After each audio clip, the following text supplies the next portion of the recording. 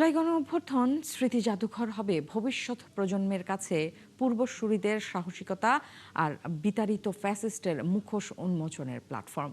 সকালে এই জাদুঘরের উদ্বোধন করে একথা বলেন প্রধানমন্ত্রী তারেক রহমান। আজকের দিনটি দেশের গণতন্ত্রের ইতিহাসে যুগান্তকারী মাইলফলক আখ্যা দিয়ে তিনি জানান, জুলাই জাতীয় সনদের বাস্তবায়ন প্রক্রিয়া শুরু করেছে তার সরকার। অহেতুক ইস্যুতে দেশ অস্থিতিশীল করে স্বৈরাচার ফেরার সুযোগ না দেবার আহ্বান জানান প্রধানমন্ত্রী। সানজিল অন্তরকে সাথে নিয়ে আরো জানাচ্ছেন মোহাম্মদ হোসাইন। নানা জল্পনার পর অবশেষে সেই মাহেন্দ্রক্ষণ। দেশের গণতান্ত্রিক সংগ্রামের ইতিহাসে অবিস্মরণীয় মাইলফলক জুলাই গণ অভ্যুত্থানের গৌরবময় স্মৃতি সংরক্ষণ ও সংগ্রামের প্রকৃত ইতিহাস নতুন প্রজন্মের কাছে তুলে ধরতে এই জাদুঘর। দীর্ঘ ১.৫ দশকের বেশি সময় ধরে চেপে বসা স্বৈরাচার বিতাড়িত প্রধানমন্ত্রী শেখ হাসিনার শেরেবাংলা নগরের এই বাসভবন প্রাঙ্গণে বুধবার সকালে আসেন প্রধানমন্ত্রী তারেক রহমান। উদ্বোধন করেন ২৪-এর গণ আন্দোলনের ঐতিহাসিক স্মৃতিচিহ্ন জুলাই গণ অভ্যুত্থান স্মৃতি জাদুঘর। বিগত অন্তর্বর্তী সরকারের প্রধান উপদেষ্টা, বর্তমান সরকারের মন্ত্রিসভার সদস্য, বিদেশি কূটনীতিক, জুলাই যোদ্ধা ও নিহত পরিবারের সদস্যদের সাথে নিয়ে ঘুরে দেখেন গণ অভ্যুত্থানের বীরত্বগাথা ও আত্মত্যাগের নানা স্মৃতিচিহ্ন। নিজ বক্তব্যে প্রধানমন্ত্রী বললেন, এই জাদুঘর হবে ভবিষ্যৎ প্রজন্মের সামনে পূর্বসূরিদের সাহসী ইতিহাস, ফ্যাসিবাদের মুখোশ উন্মোচনের জাতীয় প্ল্যাটফর্ম। এই দিনটি বাংলাদেশের গণতন্ত্রের ইতিহাসে অবশ্যই আরেকটি যুগান্তকারী মাইলফলক। আজকের ঐতিহাসিক জুলাই গণ অভ্যুত্থান স্মৃতি জাদুঘর ভবিষ্যতের প্রজন্মের সামনে তাদের পূর্বসূরিদের সাহসী ইতিহাস যেমন তুলে ধরবে, অপরদিকে তাদের সামনে উন্মোচিত হবে বিতাড়িত ফ্যাসিস্টদের মুখোশ। গভীর শ্রদ্ধায় স্মরণ করেন জুলাই সহ দীর্ঘ ফ্যাসিবাদ বিরোধী আন্দোলনে আত্মদানকারী সাহসী বীর সন্তানদের। আশ্বাস দিলেন ন্যায় বিচার ও পুনর্বাসনের। বিগত ১৭ বছর এবং জুলাই আন্দোলনে যে মানুষগুলো শহীদ হয়েছেন, গুম খুনের শিকার হয়েছেন, সরকার সিদ্ধান্ত গ্রহণ করেছে তাদের নামে তাদের এলাকায় যে কোনো একটি প্রতিষ্ঠানের নামকরণ করা হবে ইনশাআল্লাহ। আহত জুলাই যোদ্ধাদেরকে সরকারি হাসপাতালে বিনামূল্যে চিকিৎসা সেবা প্রদান করা হচ্ছে। পাশাপাশি গুরুতর আহত জুলাই যোদ্ধাদেরকে যথা নিয়মে উন্নত চিকিৎসার জন্য থাইল্যান্ড, সিঙ্গাপুর, তুরস্ক, রাশিয়া সহ বিভিন্ন দেশে চিকিৎসা করানো হচ্ছে। কেউ কেউ অহেতুক ইস্যু তৈরি করে দেশকে অস্থিতিশীল করার মধ্য দিয়ে স্বৈরাচারকে ফেরার সুযোগ করে দিচ্ছে কিনা এমন প্রশ্ন রেখে তারেক রহমান জানান, স্বাক্ষরিত জুলাই জাতীয় সনদের বাস্তবায়ন প্রক্রিয়া শুরু করেছে সরকার। দেশ পুনর্গঠনের লক্ষ্যে ৩১ দফা নির্বাচনী ইশতেহারের পাশাপাশি জাতীয় সংসদের সাউথ প্লাজায় স্বাক্ষরিত জুলাই সনদ পর্যায়ক্রমে বাস্তবায়ন কার্যক্রম শুরু হয়েছে। ফ্যাসিবাদের মুক্ত বাংলাদেশে কেউ কেউ অহেতুক ইস্যু তৈরি করে দেশে অস্থিরতা সৃষ্টির অপচেষ্টা শুরু করেছে।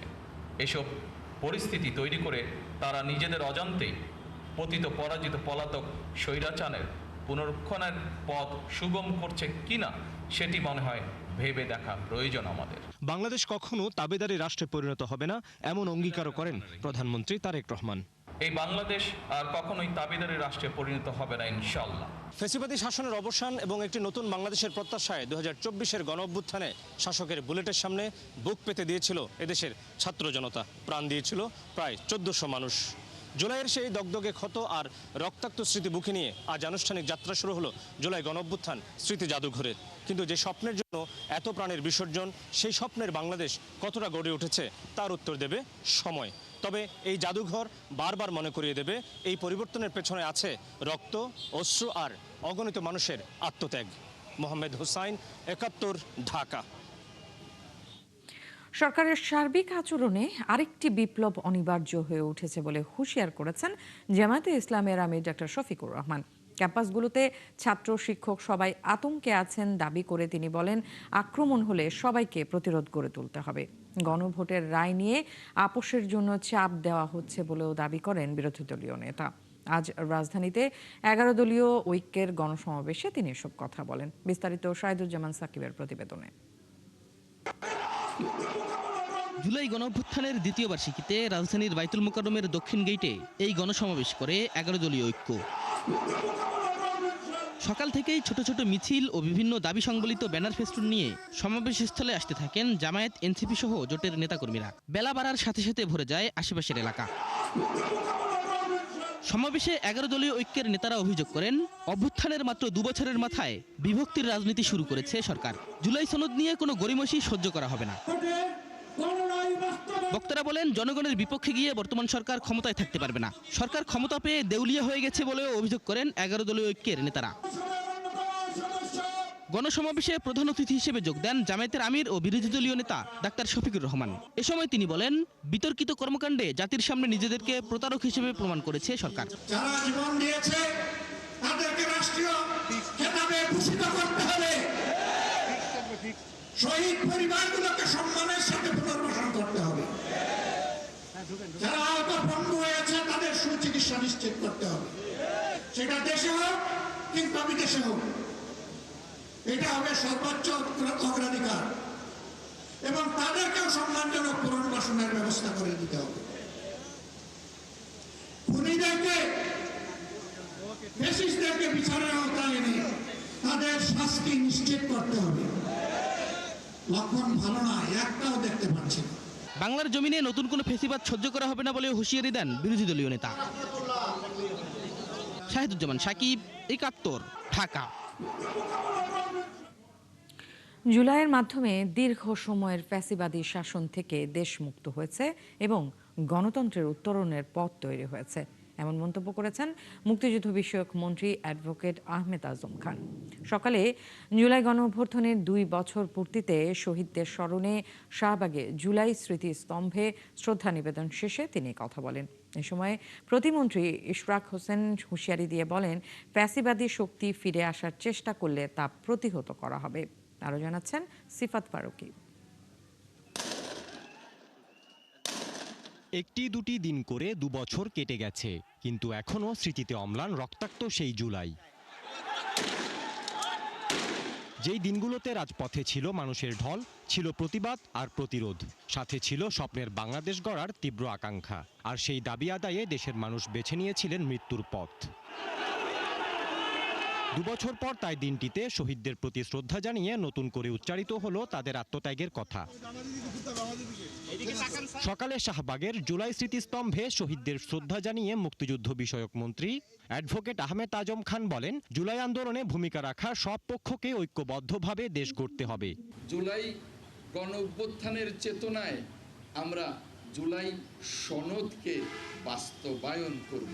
বিএনপি সহ যে সকল রাজনৈতিক নেতৃবৃন্দ এবং রাজনৈতিক দল দীর্ঘ 18 বছর মাঠে থেকে আন্দোলন সংগ্রামে জুলাই গণঅভ্যুত্থানকে তৈরি করেছেন, আজকে তারা যেন দ্বিধা বিভক্ত না হন।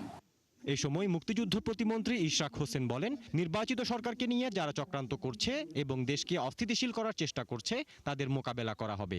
আমরা ফ্যাসিবাদকে কোনোদিনও বাংলাদেশে যদি তারা ফেরত আসে, তাহলে তাদের এই গণহত্যার জন্য যে তাদের ফাঁসির রায় হয়েছে সেটিকে কার্যকর করার মাধ্যমেই তাদের বাংলাদেশের রাজনীতির ইতি টানা হবে ইনশাআল্লাহ। নির্বাচিত গণতান্ত্রিক সরকারকে অস্থিতিশীল করার মাধ্যমে দেশকে আবারও হুমকির মুখে ঠেলে দেওয়ার কোনো প্রচেষ্টা যদি করা হয়, আমরা রাজপথে রয়েছি।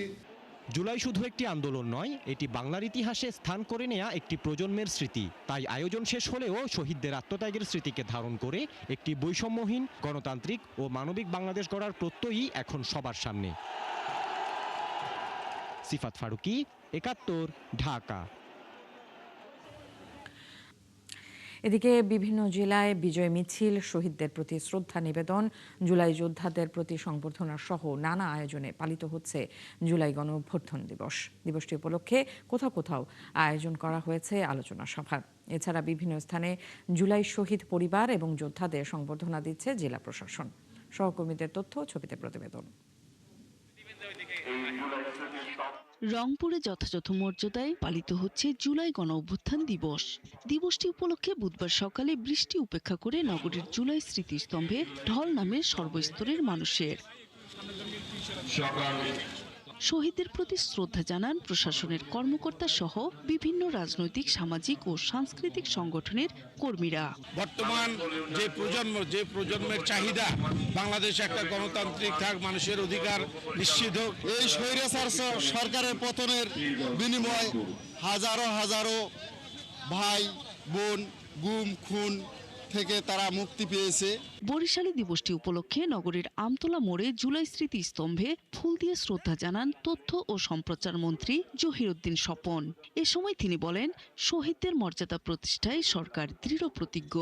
আমরা ফ্যাসিবাদকে হটিয়েছি, সেই শহীদের রক্তের মর্যাদা প্রতিষ্ঠা করার জন্য দেশের অর্জিত গণতন্ত্রকে আমরা প্রাতিষ্ঠানিক রূপ দেওয়ার জন্য দৃঢ় প্রতিজ্ঞ থাকব। 24-এর গণ অভ্যুত্থান নতুন করে গণতান্ত্রিক বাংলাদেশ গঠনের সুযোগ তৈরি করেছে বলে মন্তব্য করেন বিদ্যুৎ, জ্বালানি ও খনিজ সম্পদ প্রতিমন্ত্রী অনিন্দ্য ইসলাম অমিত। যশোরে গণ অভ্যুত্থান দিবসের কর্মসূচিতে একথা বলেন তিনি। যে জন আকাঙ্ক্ষা যদি পূরণ করতে আমাদের চাই, তাহলে সকলকে ধৈর্য পরিচয় দিতে হবে, সকলকে সহনশীল আচরণ করতে হবে। বৃষ্টি উপেক্ষা করে ঠাকুরগাঁয়ে জুলাই শহীদ স্মৃতি স্তম্ভে শ্রদ্ধা জানান সব শ্রেণীর মানুষ। রাজশাহীতে শহীদদের আদর্শ ধারণ করে একটি ন্যায় ও বৈষম্যহীন বাংলাদেশ গড়ার কথা বলেন বিভিন্ন রাজনৈতিক, সামাজিক ও সাংস্কৃতিক সংগঠনের নেতাকর্মীরা। দিবসটি ঘিরে চট্টগ্রামে ভূমি ও পার্বত্য চট্টগ্রাম বিষয়ক প্রতিমন্ত্রী মীর মুহাম্মদ হেলাল উদ্দিন বলেন, আপামর জনসাধারণের জীবনমানের উন্নয়ন, শান্তি শৃঙ্খলা ফেরানো এবং বৈষম্য দূর করতে মানুষ জুলাই বিপ্লব করেছে। নরসিংদীতে শহীদদের প্রতি শ্রদ্ধা জানান সংসদ সদস্য সহ প্রশাসনের কর্মকর্তা ও সব শ্রেণী পেশার মানুষ। মাগুরায় সকালে নবগঙ্গা নদীর তীরে জুলাই স্মৃতিস্তম্ভে ফুল দিয়ে শ্রদ্ধা জানায় বিভিন্ন শিক্ষা প্রতিষ্ঠানের ছাত্রছাত্রী ও জুলাই শহীদ পরিবার সহ প্রশাসনের কর্মকর্তারা। জামালপুরেও যথাযোগ্য মর্যাদায় পালিত হয় জুলাই গণ অভ্যুত্থান দিবস। এছাড়াও সারা দেশের মতো মৌলভীবাজার, সুনামগঞ্জ, পটুয়াখালী, মেহেরপুর, রাজবাড়ী, সাতক্ষীরা ও খাগড়াছড়িতে নানা আয়োজনের মধ্য দিয়ে পালিত হচ্ছে জুলাই গণ অভ্যুত্থান দিবস। নূর তাজমিন নীর, ৭১। দর্শক, জুলাই গণঅভ্যুত্থান দিবস ২০২৬ উদযাপন উপলক্ষে আলোকচিত্র ও প্রামাণ্য চলচ্চিত্র প্রদর্শনীর আয়োজন করেছে রাজশাহী বিশ্ববিদ্যালয়ের জনসংযোগ দপ্তর। সিনেট ভবন প্রাঙ্গণে চলছে এই প্রদর্শনী, চলবে আগামীকাল পর্যন্ত। এই প্রদর্শনীর আরও তথ্য জানাতে আমাদের সাথে যুক্ত হচ্ছেন সহকর্মী রাশেদুল হক রুশো। রুশো, একটু জানতে চাই যে যারা আসলে আসছে এই প্রদর্শনীতে, তারা জুলাইয়ের স্মৃতিচারণ কিভাবে করছেন এবং আয়োজনের বিস্তারিত একটু আমাদেরকে জানাবেন।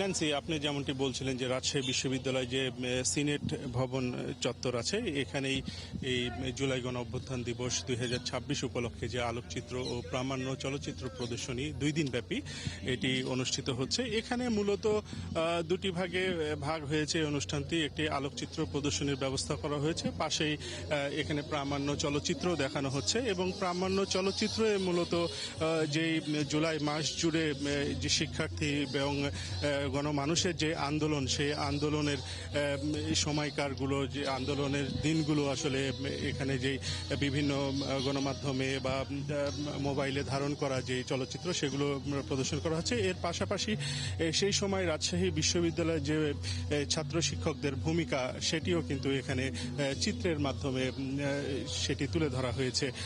এখানে বেশ কয়েকটি চিত্র আমরা এখানে দেখতে পাচ্ছি। এখানে কয়েক শতাধিক আসলে চিত্র সেই সময় আমরা দেখছি যে উত্তাল দিনগুলোকে এখানে এই ছবির মাধ্যমে তুলে ধরা হয়েছে এবং এখানে আপনি দেখতে পাচ্ছেন যে দর্শনার্থীরা আসছেন এবং তারা এখানে এই ছবিগুলো দেখছেন, প্রামাণ্য যে চলচ্চিত্র সেটি দেখছেন এবং সেই সময়কার যে ভয়াবহ যে স্মৃতি, সেই স্মৃতির কথা তারা স্মরণ করছেন এবং অবশেষে যে আজকের দিনটিতে যে বিজয় এসেছিল, সেই বিজয়ের যেই চিত্র সেগুলো এখানে স্থান পেয়েছেন। এগুলোই মূলত তারা স্মরণ করছেন এবং সেই সময়টিতে আসলে একরকম তারা ফিরে যাচ্ছেন এবং তারা বলছেন যে এই ধরনের পরিস্থিতি যেন এই বাংলাদেশে যেন আর সৃষ্টি না হয়। একটি সুন্দর বাংলাদেশ যেন এত প্রাণের বিনিময়ে যে বাংলাদেশ পাওয়া গেছে সেই বাংলাদেশ যেন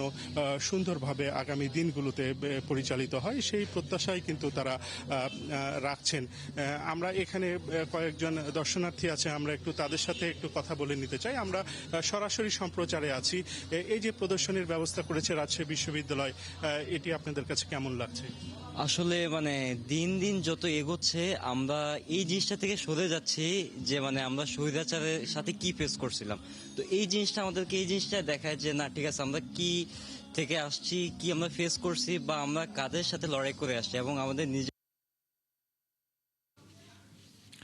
রুশো, আপনাকে ধন্যবাদ। দর্শক, আমাদেরকে রাজশাহী থেকে রাশিদুল হক রুশো জানাচ্ছিলেন যে জুলাই গণঅভ্যুত্থান উপলক্ষে যেই প্রদর্শনীর আয়োজন করা হয়েছে এবং প্রামাণ্য চলচ্চিত্র প্রদর্শনীও চলছে, আগামীকাল পর্যন্ত চলবে, সেই প্রদর্শনীর আপডেট তিনি আমাদেরকে জানাচ্ছিলেন এবং একই সাথে রাজশাহী বিশ্ববিদ্যালয়ে সেই সময় যে অবদান ছিল সেই অবদানের কথাও তিনি আমাদেরকে তুলে ধরছিলেন। জুলাই অভ্যুত্থানের মাধ্যমে স্বৈরাচারী সরকারের পতন হলেও কাঙ্ক্ষিত প্রত্যাশার কতটুকু পূরণ হয়েছে? ছাত্র আন্দোলনের সামনের সারির নেতারা বলছেন জেকে বসা একটা ব্যবস্থার পরিবর্তন কেবল 2 বছরেই সম্ভব নয়, তবে পরিবর্তনটা আনতে হবে সরকারকেই। আর বিশ্লেষকরা বলছেন অন্তর্বর্তী সরকারের আমলে ঘাটতি থাকলেও পরিবর্তনের প্রত্যাশা এখনো শেষ হয়ে যায়নি। ফরহাদ ইবনে মালিকের রিপোর্ট।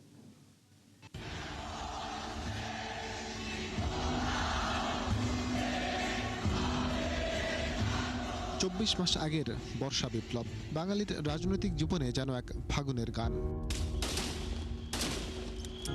রাজপথ ভেসেছে রক্তে, বিনিময়ে আকাশে উঠেছে এক নতুন সূর্য। কিন্তু সে রক্তের ঋণ কতটা শোধ দিল বাংলাদেশ, কতটাই বা আশার সঞ্চার করলো বর্ষার ফাল্গুনী সূর্য। 5 আগস্টে 2 বছর পরে দেখা যাচ্ছে আবার আমরা একদম সম্পূর্ণ আগের যেই রাজনীতি ছিল মোটামুটি ওই জায়গাতে আবার ফিরে গেছি। স্থিতিশীল একটা বাংলাদেশ চেয়েছিলাম। আমরা ভেবেছিলাম হয়তো যে বৈষম্যগুলো আগে চলে আসতেছিল সেগুলো শেষ হয়ে যাবে, একদম নতুন একটা বাংলাদেশ আমরা পাবো, কিন্তু তা না হয়ে বাংলাদেশে একই সাথে উগ্র ডানপন্থী রাজনীতির উদ্ভব ঘটেছে। ইতিমধ্যেই একটা সরকার মধ্যবর্তী সময়ে 1.5 বছর ছিল, ওনারা যে কন্ট্রিবিউশনটা রাখার কথা ছিল অনেকটাই হয় নাই আসলে বাস্তবতা যেটা। সংস্কার, বিচার আর গণতন্ত্র, জুলাইয়ের পর এমন গ্রাফিতি দেখা যায় রাজপথের দেয়ালে দেয়ালে।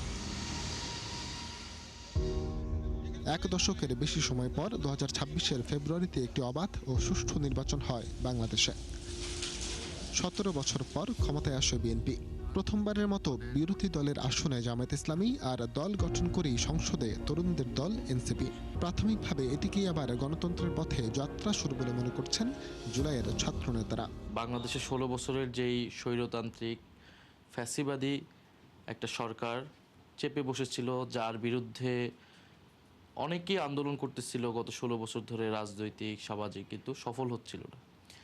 জুলাই গণ অভ্যুত্থানের মধ্য দিয়ে সেই সরকারকে উৎখাত করতে এদেশের ছাত্র জনতা সক্ষম হয়েছে। এটাই জুলাই গণ অভ্যুত্থানের সবচেয়ে বড় প্রাপ্তি। অন্যদিকে সংস্কার নিয়ে সরকার ও বিরোধী দল এখনও বিপরীত মুখে। যদিও সংবিধান সংশোধন কমিটি গঠন করে এই পথে যাত্রা শুরু করেছে সরকারি দল, আবার বিরোধীরা তা বর্জন করে রাজপথের আন্দোলনে। তবে সংস্কারের পথটি সহজ নয় বলে মনে করছেন জুলাইয়ের ছাত্র নেতারা। একটা পরিবর্তন হবে, হয়তো 2 বছর হয়নি, 5 বছর লাগবে, 10 বছর লাগবে, ধীরে ধীরে এটা হবে, কিন্তু আমাদের সবাই একসাথে এখানে কাজ করতে হবে। আপনি যদি ন্যায় বিচারটা প্রতিষ্ঠা করতে পারেন, যোগ্য মানুষটাকে যোগ্য জায়গায় বসাতে পারেন, তাহলে বাকি সব সমস্যার অটো সমাধান হয়ে যায়। গণঅভ্যুত্থানের পেরিয়েছে 2 বছর। প্রথমে ডক্টর ইউনূসের অন্তর্বর্তী সরকার আর এখন তারেক রহমানের নেতৃত্বাধীন নির্বাচিত সরকার। দেশ আসলে কতটা এগুলো? প্রত্যাশা বাড়ছে যে এটা নতুন ধরনের সরকারের সরকার পরিচালনার একটা দৃষ্টান্ত। সাবেক ঐকমত্য কমিশনের এই সদস্য বলছেন এখনো আশা শেষ হয়নি। যে সম্ভাবনাটা ছিল সেটা সম্পূর্ণ বিনষ্ট হয়েছে সেটা বলবো না, কিন্তু এই সম্ভাবনাটা আরো সুদৃঢ় হতে পারত। সেইখানে অন্তর্বর্তী সরকার একটা ঘাটতি রেখে গেছে, কিন্তু সম্ভাবনাটা আছে। এখন এটাকে এগিয়ে নিয়ে যাওয়ার পথে যে অন্তরায়গুলো সেগুলো নিয়ে দেখতে হবে আর কি। রক্তাক্ত জুলাইয়ের 2 বছর পর জুলাইয়ের আকাঙ্ক্ষা, নতুন বন্দোবস্ত, সংস্কার, বিচার সবকিছু নিয়ে ছাত্র জনতা, সাধারণ মানুষ বেশ কিছুটা হতাশ হলেও এই নতুন সরকারকে সময় দিতে চায় আরও একটু বেশি। তবে এর মধ্যে এই সরকার আবার এক স্বেচ্ছাচারী সরকারের রূপ না নেবে এমন প্রত্যাশা যেমন সবার, তেমনি জুলাইয়ের আকাঙ্ক্ষা বাস্তবায়নের কামনাও রয়েছে সবার। তবে এই সময় কতটা সময় গিয়ে রূপ নেবে তা কেবল এখন বলে দিতে পারে বাংলাদেশের ক্যালেন্ডারের পাতা। ফরহাদ ইবনে মালিক, ৭১, ঢাকা। দর্শক, জুলাই গণঅভ্যুত্থানের দ্বিতীয় বার্ষিকী উপলক্ষে রাজধানীর সোহরাওয়ার্দী উদ্যানে কনসার্ট ফর ডেমোক্রেসির আয়োজন করেছে সংস্কৃতি মন্ত্রণালয়। বিকেল ৩টা থেকে শুরু হবে এই উন্মুক্ত কনসার্ট, যেখানে অংশ নিচ্ছে দেশের 7টি জনপ্রিয় ব্যান্ড। কনসার্টের আরও খবর নিয়ে আমাদের সাথে যুক্ত হচ্ছেন সহকর্মী জুলিয়া তানহা। তানহা, একটু জানতে চাই, কনসার্ট তো উন্মুক্ত করে দেয়া হয়েছে, এখন পর্যন্ত জনসমাগম কেমন দেখছেন আর আয়োজনের বিস্তারিত আমাদেরকে জানাবেন।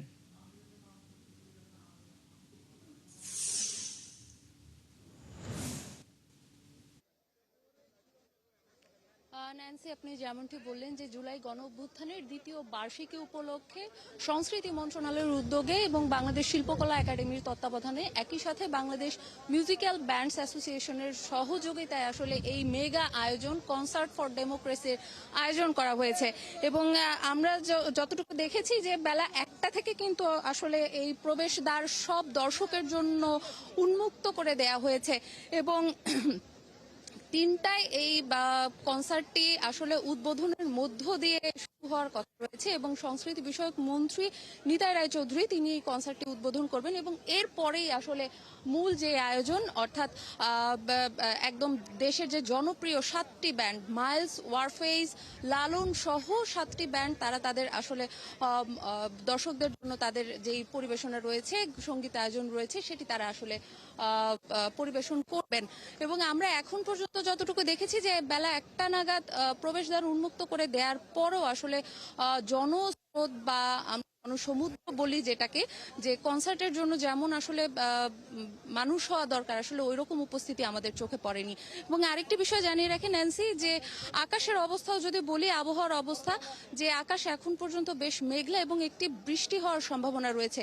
সেক্ষেত্রে আসলে জনস্রোত বা জনসমুদ্র আসলে কতটা হবে সেটি একটি প্রশ্ন রয়েছে। এবং একই সাথে ন্যান্সি, আপনি নিশ্চয়ই জানেন যে আজকে কিন্তু এই জুলাই গণ অভ্যুত্থান দিবস উপলক্ষে বা দ্বিতীয় বর্ষ উপলক্ষে কিন্তু রাজধানীতে আরও একটি আসলে কনসার্ট রয়েছে, ওপেন এয়ার কনসার্ট, যেটি আসলে মানিক মিয়া এভিনিউতে হবে।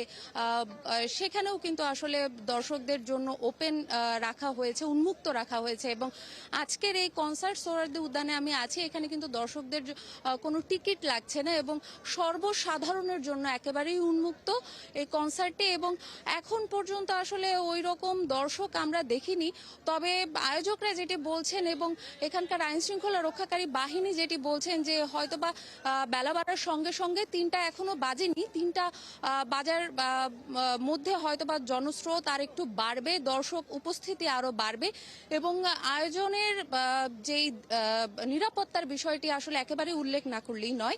আমরা কিন্তু দেখেছি যে আইন শৃঙ্খলা রক্ষাকারী বাহিনীর একটি সরব উপস্থিতি রয়েছে এবং বারে বারে আসলে এই যে সোহরাওয়ার্দী উদ্যান সেটি কিন্তু আসলে তারা পরিদর্শন করছেন এবং নিরাপত্তা নিয়ে তাদের আসলে সন্তুষ্টি রয়েছে। এবং আমরা এখন যেটি দেখছি যে একেবারে শেষ মুহূর্তের প্রস্তুতি আসলে চলছে, যে স্টেজের সাউন্ড চেক করা এবং একই সাথে যে খুঁটিনাটি কিছু বিষয় রয়েছে সেগুলি আসলে দেখা।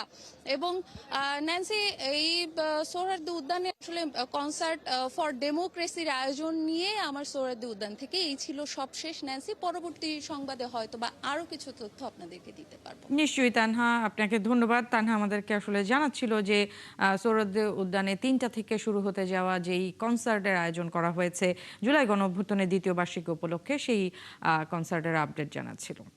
হাসিনার অডিও বার্তা দেয়া নিয়ে ভারতীয় মুখপাত্রের বক্তব্য দ্বিমুখী আচরণ উল্লেখ করে প্রতিবাদ জানিয়েছেন প্রধানমন্ত্রীর রাজনৈতিক উপদেষ্টা রুহুল কবির রিজভী। সকালে গুলশান সোসাইটি পার্কের সামনে গণ অভ্যর্থনের আলোকচিত্র উদ্বোধন শেষে তিনি আরও বলেন, হিটলার মুসলিনি ভয়ঙ্কর খুনি ফ্যাসিস্ট হলেও দেশপ্রেমিক ছিল, কিন্তু হাসিনার কোনো দেশপ্রেম ছিল না বলেই তিনি ইতিহাসের নিকৃষ্টতম ফ্যাসিস্ট। এ সময় প্রধানমন্ত্রীর রাজনৈতিক উপদেষ্টা অভিযোগ করেন, ভারতের অনুমতিতেই অডিও বার্তা দেওয়ার সাহস পাচ্ছে ফ্যাসিস্ট হাসিনা।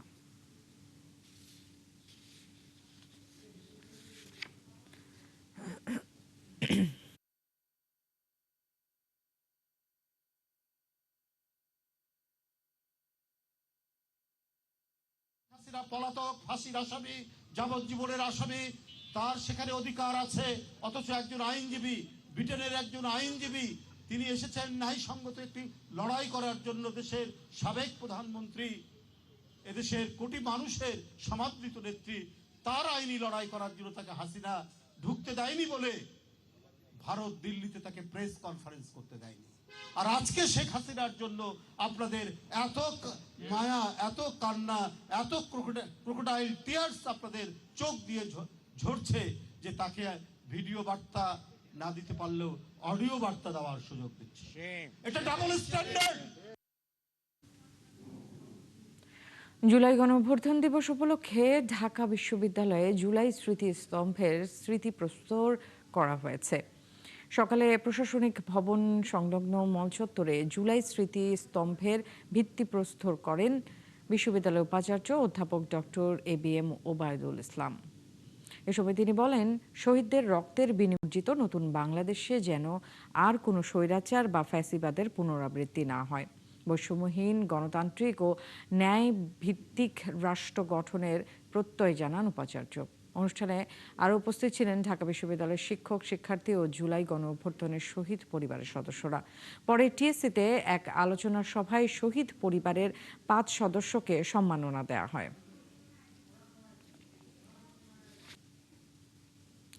দর্শক, চীন মৈত্রী সম্মেলন কেন্দ্রে এই মুহূর্তে ভারপ্রাপ্ত রাষ্ট্রপতি মেজর হাফিজউদ্দিন কথা বলছেন। আমরা সরাসরি সেখানে চলে যাচ্ছি। লেখা এক অবিস্মরণীয় দিন। গণতন্ত্র, ন্যায়, মানবিক মর্যাদা রক্ষায় মুক্তিগামী ছাত্র জনতার বিজয়ের দিন। 2024 সালের এই দিনে ছাত্র জনতার সুতীব্র গণ অভ্যুত্থানের মুখে দীর্ঘ 10 দশকের স্বৈরাচারী ও ফ্যাসিবাদী শাসনের অবসান ঘটে। ফ্যাসিবাদী সরকার, বশংবদ ব্যক্তিবর্গ পালাতে বাধ্য হয়, মুক্ত হয় স্বদেশ, সূচিত হয় নূতন প্রভাত। সুধীবৃন্দ, প্রথমে আমি জুলাই অভ্যুত্থানে শহীদ ব্যক্তিবর্গের রুহের মাগফিরাত কামনা করছি। গভীর শ্রদ্ধার সাথে স্মরণ করি আবু সাইদ, মুগ্ধ, ওয়াসিম, ইয়ামিন, ফারহান, নাফিজ, সজল, রাব্বি, মিরাজ, এনাম, তাইম, নাইমা, ছোট্ট শিশু রিয়াগোপ ও আহাদ সহ জুলাই অভ্যুত্থানে উৎসর্গকারী হাজারো বীর শহীদকে। তাদের আত্মদান ও দেশপ্রেম জাতিকে চিরকাল অনুপ্রাণিত করবে। শুধু মণ্ডলী, আমি বেশি সময় নেব না, আপনাদেরকে ধন্যবাদ দেই, ধৈর্য ধরে এতক্ষণ বসে আছেন। প্রকৃতপক্ষে বক্তৃতা দেওয়ার মানসিকতা হারিয়ে ফেলেছি। আজ এই অনুষ্ঠানটি একটি জাতীয় অনুষ্ঠান, সলেম অকেশন। জুলাই যোদ্ধাদেরকে শ্রদ্ধার সাথে স্মরণ করার জন্যই রাষ্ট্র এই অনুষ্ঠানের আয়োজন করেছে। কিন্তু যে দৃশ্য এখানে দেখলাম, সেটিতেই অত্যন্ত দুঃখিত এবং লজ্জিত হয়েছি, ব্যথিত হয়েছি। সকালটা ভালোই কেটেছিল, টেলিভিশনে দেখেছি জুলাই জাদুঘর উদ্বোধনী অনুষ্ঠানটি। সেখানে মাননীয় প্রধানমন্ত্রী এবং অন্যান্য দেশের বিশিষ্ট ব্যক্তিবর্গ ছিলেন। জুলাই যোদ্ধাদের একটি মিলন মেলা দেখতে পেয়েছিলাম সকালে। জাতীয় ঐক্য সহজেই প্রতিভাত হয়েছিল, কিন্তু বিকেলের এই অনুষ্ঠানটিতে যা দেখলাম এটি অভিপ্রেত ছিল না, একেবারেই অনভিপ্রেত।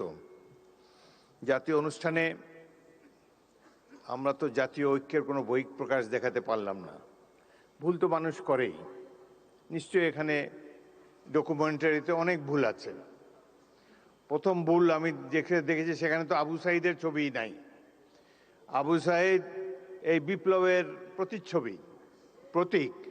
তার ছবি না থাকলে এটা কোনো ডকুমেন্টারি হলো না। সেখানে আরও নাই দেশনেত্রী বেগম খালেদা জিয়ার ছবিও তো নাই। সুতরাং কিছু ভুল হয়েছে এবং এই ভুল মাননীয় মন্ত্রী জোর হাতে স্বীকার করেছেন, ক্ষমা চেয়েছেন, বারংবার ক্ষমা চেয়েছেন। তারপর তো শান্ত হওয়া উচিত এই ধরনের একটা জাতীয় অনুষ্ঠানে। এটাকে পুষে সংসদের মতো একটা ওয়াকআউট, এটি বাঞ্ছনীয় নয়। আমি লক্ষ্য করেছি মাননীয় সংসদ সদস্য আক্তার, তিনি তার অনুসারীদেরকে প্রশমিত করার চেষ্টা করেছেন, কিন্তু বাংলাদেশের নেতাকে তো মানে না সহজে অনুসারীরা। প্রতি মুহূর্তেই তারা যে নেতার চেয়ে বড় এটা প্রমাণ দেওয়ার জন্য মুখিয়ে থাকে। সেই কারণেই এই ধরনের একটা অনুষ্ঠানের এই পরিণতি হলো। এখানে যারা বিদেশি বসা ছিল, আমি মনে মনে চিন্তা করছিলাম যে ইংরেজিতেই ভাষণ দেব, বিদেশিরা দেখুক 16 বছর আমরা কিভাবে কাটিয়েছি, কিন্তু তারা তো চলেই গিয়েছে। যাই হোক, জাতীয় অনুষ্ঠানে এই ধরনের বিশৃঙ্খলতা মোটেই কাম্য ছিল না।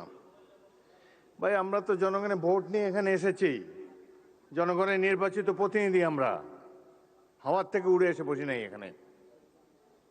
সুতরাং এই সরকার নির্বাচিত একটি সরকার, এটুকু শ্রদ্ধা সম্মান প্রাপ্য। ভুল তো আমরা করি, আরো হয়তো সামনে আরো ভুল করব, সেই ভুল করলে তার জন্য মাসুলও দেব, কিন্তু সবাই মিলে ভুল সংশোধন করতে চাই। সকালে অনুষ্ঠানটা একটা চমৎকার একটা অনুষ্ঠান ছিল। প্রফেসর ইউনূস নিচে বসেছিলেন, তাকে মাননীয় প্রধানমন্ত্রী ডেকে এনে সম্মান দেখিয়ে তার পাশে বসিয়েছেন, স্টেজে উঠিয়েছেন। এটাই তো আমরা কামনা করি। সবাইকে আমরা সম্মান করতে চাই, কাউকে অপমান করার চেষ্টা চাই না। এখানে বক্তব্য দেওয়ার সময় কেউ বুয়া বুয়া বলে চিৎকার করে, রাষ্ট্রীয় অনুষ্ঠানে কি এগুলো মানায়? কবে আমরা শিখব? যাই হোক, অত্যন্ত দুঃখজনক। আমি আরো বেদনার্ত হয়েছি, অভিভূত হয়েছি। মা তার অন্ধ ছেলেকে নিয়ে এখানে দাঁড়িয়েছেন, তার ছেলেটি চোখ। দর্শক, চীন মৈত্রী সম্মেলন কেন্দ্রে এতক্ষণ ভারপ্রাপ্ত রাষ্ট্রপতি হাফিজউদ্দিন আহমদ বক্তব্য দিচ্ছিলেন, আমরা সরাসরি সেখানে ছিলাম। শেখ হাসিনা চরম ফ্যাসিবাদী কায়দায় দেশ চালাতে চেয়েছিলেন বলে মন্তব্য করেছেন সাংবাদিক নেতারা। গণঅভ্যুত্থানের দ্বিতীয় বর্ষপূর্তি উপলক্ষে সকালে জাতীয় প্রেস ক্লাবের সামনে র্যালি ও যৌথ সমাবেশের আয়োজন করে বাংলাদেশ ফেডারেল সাংবাদিক ইউনিয়ন ও ঢাকা সাংবাদিক ইউনিয়ন। কর্মসূচিতে সাংবাদিক নেতারা বলেন, জুলাই গণঅভ্যুত্থানের মাধ্যমে ছাত্র জনতা ফ্যাসিবাদের উপযুক্ত জবাব দিয়েছে। ফ্যাসিবাদের অবসান হলেও তাদের দোসররা এখন সক্রিয় বলে মন্তব্য করেন তারা।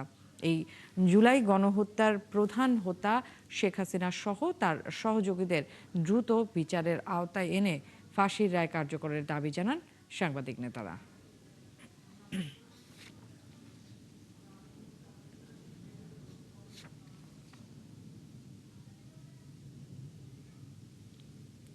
প্রধানমন্ত্রী তারেক রহমানকে নিয়ে ফেসবুকে আপত্তিকর পোস্ট দিয়ে অব্যাহতি পাওয়া এনসিপি নেতা গাজী সালাউদ্দিন তানভীরকে গ্রেফতারের পর কারাগারে পাঠিয়েছে আদালত।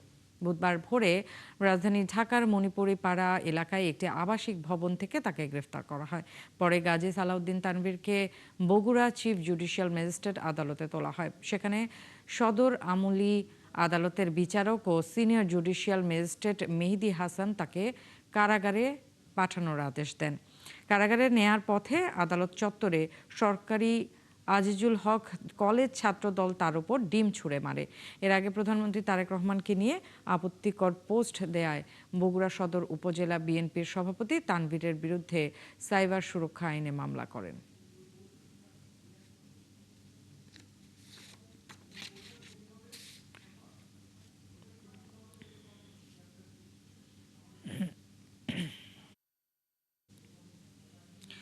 দর্শক, আশুলিয়ায় নলাম এলাকার ব্রিটিশ আমেরিকান টোবাকোর তামাকের গুদামে 6 ঘন্টা ধরে আগুন জ্বলছে।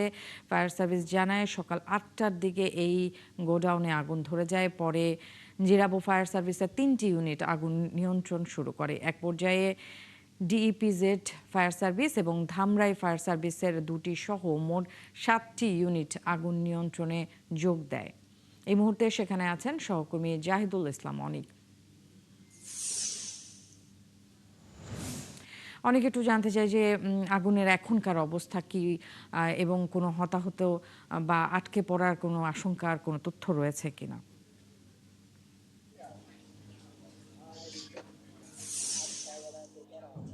ন্যান্সি, আপনাকে জানিয়ে রাখি এটি কিন্তু আশুলিয়ার নলাম এলাকায় যে ব্রিটিশ আমেরিকান টোবাকো তার যে গুদামজাত সেই গুদাম জায়গায় কিন্তু আগুনটির সূত্রপাত হয় এবং এটি কিন্তু সকাল 8টা নাগাদ এই গুদামজাতে কিন্তু আগুনটি লাগে। আপনাকে যদি আমি জানিয়ে রাখি যে সকালবেলা প্রথমে 3টি ইউনিট ফায়ার সার্ভিস স্টেশন তারা এসে আগুন নিয়ন্ত্রণের কাজ যে শুরু করে, কিন্তু তারপর যখন আগুনের তেজ এবং তার যে তীব্রতা সেটি বাড়ার পরে কিন্তু এখানে আরও পরপর 3টি ইউনিট 6টি এবং পরবর্তীতে আরও একটি ইউনিট এসে যুক্ত হয়, মোট 7টি ইউনিটে। কিন্তু এখন পর্যন্ত কিন্তু 6টি ইউনিট ইতিমধ্যে কাজ করছে। আমরা এখানকার ফায়ার স্টেশনের যিনি কর্মকর্তা রয়েছেন তিনি যেমনটি জানিয়েছেন যে বেলা 12টার সময় তারা আগুন নিয়ন্ত্রণ আনতে সক্ষম হয়। কি পরিমাণ ক্ষয়ক্ষতি হয়েছে বা আগুনের সূত্রপাত কিভাবে সেটা কিন্তু এখন পর্যন্ত জানা সম্ভব হয়নি। আর এখন পর্যন্ত কিন্তু আমরা এখানে সবার সাথে কথা বলেছি, তারা যেমনটি জানিয়েছেন যে ভিতরে হতাহত বা আহত তেমন কোনো কিন্তু ঘটনা নেই, যেহেতু এটি গুদাম রাখার এখানে যে সকল তামাক রয়েছে সেগুলো কিন্তু এখানে মজুত করে রাখা হতো, সে কারণে সকালে কেউ তেমন ছিল না। কিন্তু যখন এই গুদাম জায়গায় এসে যখন কর্মচারীরা দেখতে পায় যে আগুনের লেলিয়ান শিখা টিন ছেয়ে বেরোচ্ছে, ঠিক সেই মুহূর্তে কিন্তু তারা ফায়ার সার্ভিসকে কিন্তু তাৎক্ষণিক খবর দেয় এবং পরবর্তীতে কিন্তু ফায়ার সার্ভিস এসে কিন্তু দ্রুত সময়ের মধ্যে তারা আগুন নিয়ন্ত্রণ নিতে সক্ষম হয়। তাছাড়া আপনি দেখতে পাচ্ছেন যে ইতিমধ্যে কিন্তু এখানে ভিতরে যেহেতু অনেক তামাক মজুদ ছিল সেগুলোর কারণে কিন্তু আগুন নির্বাপন করতে তাদের কষ্ট হচ্ছে, সে কারণে একটি এক্সেলরেটর আনা হয়েছে, যেহেতু ভিতরে যে সকল মাল অকেজো হয়ে গেছে সেগুলো বের করে এনে যেন তারা ভিতরে আগুন নেভাতে সক্ষম হয় সেটি কিন্তু তারা এখনো চেষ্টা চালিয়ে যাচ্ছে। কিন্তু আমি কথা বলেছি যে এই আগুনটি যেহেতু নিয়ন্ত্রণ করা সক্ষম হলেও এখন পর্যন্ত কিন্তু নির্বাপন করা কিন্তু সক্ষম হয়নি, সেটি কখন নাগাদ শেষ হতে পারে এমনটি কিন্তু কেউ নিশ্চিত করে এখন পর্যন্ত বলতে পারেনি। তারা চেষ্টা করছে 6টি ইউনিটের মাধ্যমে তারা খুব দ্রুত সময় যেন আগুন নির্বাপন করা যায় সেই চেষ্টা কিন্তু চালিয়ে যাচ্ছে। আর আশপাশে যারা স্থানীয় বাসিন্দা রয়েছেন তারা যেটি বলছেন যেহেতু তাদের বসতবাড়ির পাশেই যেহেতু এই গুদাম কারখানা এবং সেটি যেন খুব নিরাপদ করা হয় এমনটি নিশ্চিত কিন্তু স্থানীয় বাসিন্দা যারা রয়েছেন তাদের দাবি। অনেক আপনাকে ধন্যবাদ। দর্শক, জাহিদুল ইসলাম অনেক আমাদেরকে আশুলিয়ায় যে আগুনের ঘটনা ঘটেছে সেই ঘটনার আপডেট জানাচ্ছিল। আজ সন্ধ্যায় মহেশখালী এলএনজি টার্মিনাল থেকে অন্তত 250 মিলিয়ন ঘনফুট গ্যাস সরবরাহ বাড়বে। এ তথ্য জানিয়েছেন কর্ণফুলী গ্যাস ডিস্ট্রিবিউশন কোম্পানি লিমিটেডের ব্যবস্থাপনা পরিচালক প্রকৌশলী মোহাম্মদ সালাউদ্দিন। ফলে সারা দেশে গ্যাস সংকট দূর হওয়ার আশা করা হচ্ছে। আগামী 2-1 দিনের মধ্যে মহেশখালী থেকে সরবরাহ পুরোপুরি চালুর আশা প্রকাশ করেন তিনি। বুধবার সকালে চট্টগ্রামের নিউ মার্কেট এলাকায় জুলাই স্মৃতিস্তম্ভে শ্রদ্ধা শেষে সাংবাদিকদের তিনি কথা বলেন মহেশখালী টার্মিনালে যান্ত্রিক ত্রুটির কারণে বন্ধ হয়েছিল, এতে জাতীয় গ্রিডে গ্যাস সরবরাহ অর্ধেকে নেমে আসে। একটি বয়লারের মধ্যে মেরামত করা হয়েছে, বাকি ব্রয়লারটি ঠিক করতে আরো 2-1 দিন সময় লাগবে। গ্যাস আমরা কম পাচ্ছি, সেটা হয়তো ভারী বৃষ্টিপাতে বেড়েছে তিস্তা নদীর পানি। সকাল থেকে পানি নীলফামারীর ডালিয়া পয়েন্টে বিপদসীমার অন্তত 13 সেন্টিমিটার উপরে ছিল, পরে কমে বিপদসীমার 9 সেন্টিমিটার উপর দিয়ে প্রভাবিত হচ্ছে। পানি উন্নয়ন বোর্ডের বন্যা পূর্বাভাস ও সতর্কীকরণ কেন্দ্র জানায় গত 24 ঘন্টায় তিস্তা অববাহিকায় 132 মিলিমিটার বৃষ্টিপাত রেকর্ড করা হয়েছে। এতে নদীর পানি বিপদসীমার 13 সেন্টিমিটার উপর দিয়ে প্রভাবিত হচ্ছে। এদিকে নদী তীরবর্তী নিম্নাঞ্চলে সামান্য পানি প্রবেশ করলেও এখন পর্যন্ত বাড়িঘরে পানি প্রবেশ করেনি বলে জানায় স্থানীয়রা। দর্শক, চলছে সংবাদ সংযোগ। সরাসরি সংবাদ অনুষ্ঠান দেখতে চোখ রাখুন ৭১ ফেসবুক পেজে এবং সাবস্ক্রাইব করুন ৭১ ইউটিউব চ্যানেল। থাকুন ৭১-এর সাথেই।